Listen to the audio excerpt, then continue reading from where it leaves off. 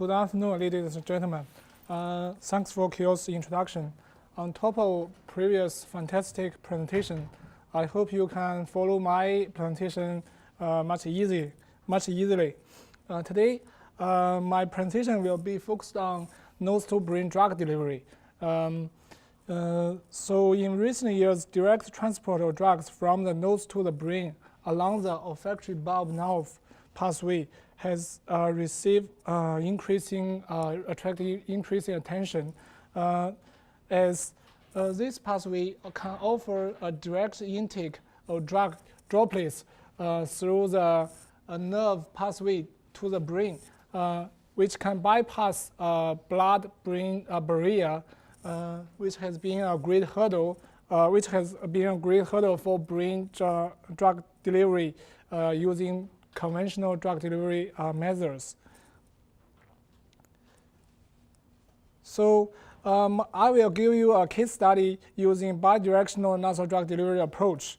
So what is bidirectional nasal drug delivery approach? So this approach has been invented for more than a decade, but most involved in literature is mainly using experimental approaches, which can only provide overall deposition or some other overall performance, rather than which couldn't provide original detailed information. So in my presentation, the particle transport process will be numerically modeled, which the bidirectional drug delivery approach will be applied to a realistic human nasal cavity. As you can see,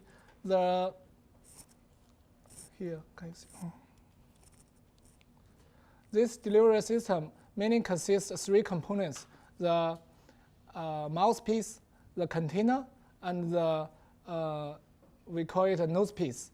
After properly set, the patients exhale air, and the exhaled air will be transferred into the container, and which will drive the medication droplets into the nasal cavity.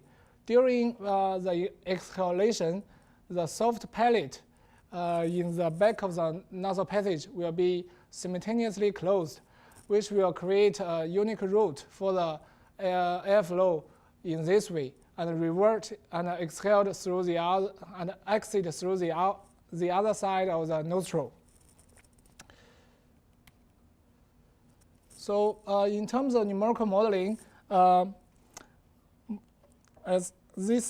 detailed numerical procedure actually has already been introduced by my colleagues, like Dr. Lin Tian's presentation.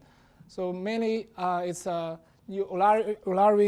Lagrangian method, which we solved the fluid flow first, then we tracked the particle trajectory based on Newton's second law of motion. Note in the current study, we are mainly using a one-way coupling, which means the particle collision is not considered at the current stage. In terms of the domain meshing, I applied polyhedral mesh for the nasal cavity domain, and the olfactory region is separated for later data analysis. So here is a simulated airflow pattern. So in this side, we can see the exhaled air was conducted into the nasal cavity, and the backflow mainly concentrates along the upper half of this chamber. For the other side, you can see the high velocity region is mainly concentrates along the floor region of the nasal cavity.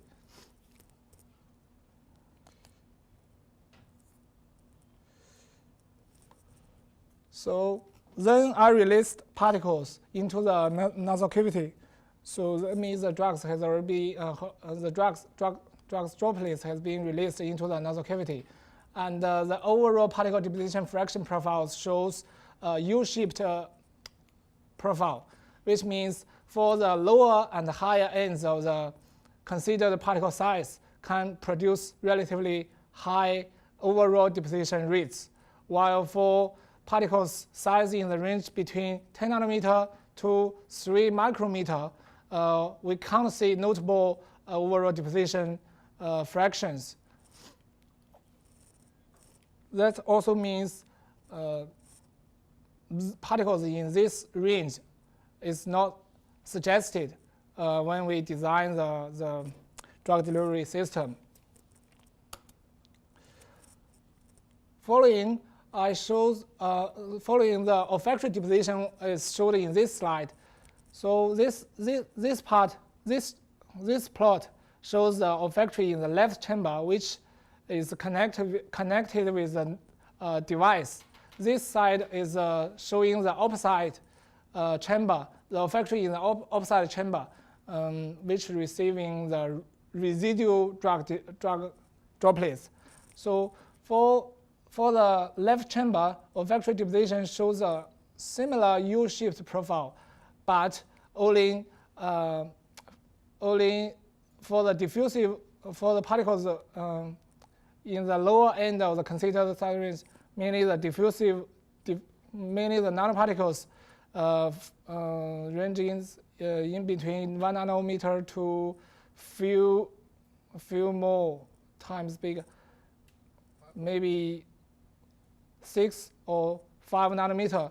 We can see a considerable olfactory deposition, which is around few percent. However, for the 10 micrometer particles, we can only get a deposition, olfactory deposition around less than 2% actually. For the other side, as this side of another chamber is receiving the residual droplets, so the overall the olfactory deposition performance is greatly reduced compared to the left chamber. Besides with the overall and the regional deposition curve, I also extract some spatial deposition pattern results using 4 selected particle size to showcase the spatial deposition pattern. This slide shows the spatial deposition pattern of 1 nanometer particles. Due to its high particle diffusivity, the deposited particles were spread out over the whole nasal chamber, while for the right side, which is this one, the deposition intensity is a little bit reduced. That's because most of the particles has already been trapped in this side. On top of the spatial deposition pattern, I also calculate a deposition enhancement factor. This factor can help researchers effectively locate where the highest deposition intensity happens and what the intensity it is. So it was designed in this way. The number of particles deposited within a specific size around a surface node divided by the search area. This means the regional deposition density over a total number of particles deposited in the whole domain divided by the total area. This means the background averaged density level. So for the 1 nanometer case, we can see the mainly deposition occurs in the anterior superior part of the nasal chamber, and the highest level is 9, which means the deposition in this area is roughly 9 times greater than the background level. this one is a similar result, similar spatial deposition results for 5 nanometer case. We can see the overall deposition is, has already been greatly reduced. Again, the DEF factor results shows a similar deposition intensity contour. But here, although the DEF peak value is 9, doesn't mean the same dosage will be received compared with 1 nanometer because the background level is different. This one is the 100 nanometer case. We can see the deposition, spatial deposition has. We can hardly see established spatial deposition because this size range is in the unrecommended size range, as I mentioned before. From the DEF factor counter, we can see the high deposition, the deposition hotspot is in this region, which is supposed to be the anterior tip of superior turbinate. And interestingly, the DF value for this region is around 55. That means the deposition intensity in this specific region is 55 times greater than the background level. Last, I show the spatial deposition pattern for 5 micrometer case. For this one, because the particle inertia effect, most of the released medical droplets is trapped in this region.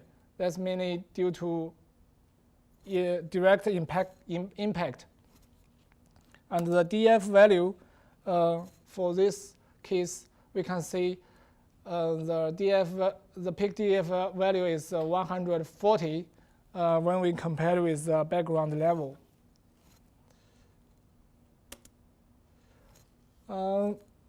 As I mentioned, I only introduced a case study, so I didn't include too many factors at the current stage.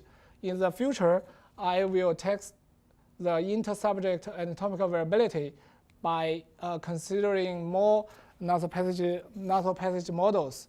So you can see we got at least 3 interestingly different nasal cavities with different anterior anatomical features. Also, the exhaling flow conditions can also cause significant influence on the drug delivery performance. So that one, I will also test the influence of this one. So lastly, to summarize, this bidirectional drug delivery approach can produce a wider airflow coverage with relatively high flow velocity at a superior nose region. High particle deposition rates were observed for particle size close to the lower or higher ends of the considered size range. And we can find the suitable particle size and the not suitable particle size for this kind of delivery approach.